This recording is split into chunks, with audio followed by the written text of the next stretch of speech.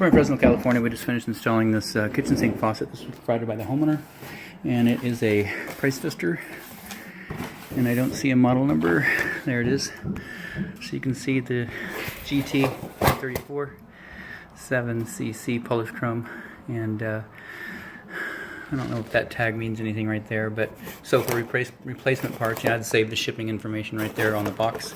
And any kind of replacement parts, Price Fixture has a limited lifetime warranty. So this is set, and you can see the swing is even from side to side.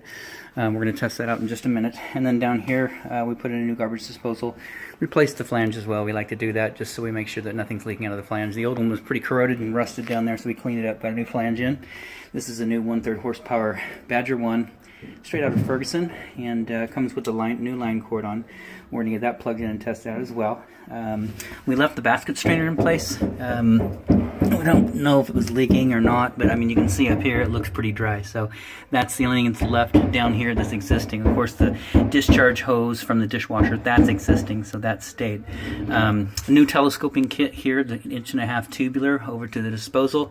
Little tailpiece right there, the existing 1.5" tailpiece nut, the chrome one right there. But down below that we've got a tailpiece extension, tubular P-trap, then of course the adapter back into the wall where it was the existing pipe coming out of the wall. So this is all new. Now, with the exception of that basket strainer, everything down here has been plumbed, replumbed.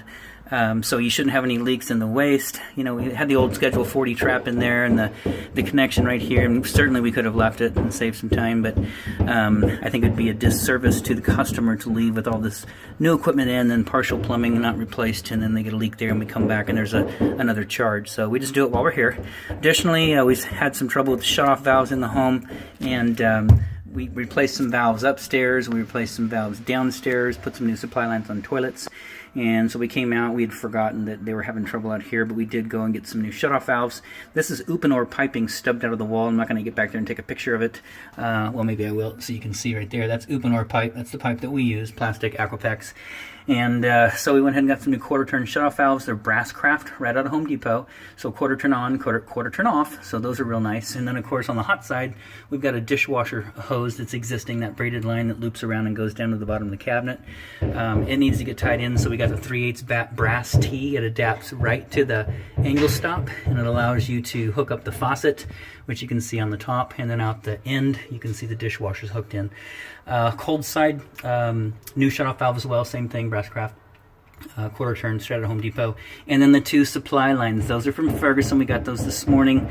1/2" nut up top to tie into the faucet, and then of course 3/8 compression down below, you know, on both sides to tie into the angle stop. So the water is on to the faucet. The only thing we haven't done is check the garbage disposal to make sure it functions correctly, and go ahead and run some water down this to make sure we don't have any leaks. So we want to get a video real quick of this, and then we're going to go ahead and test it out. Outside of that, this installation is done.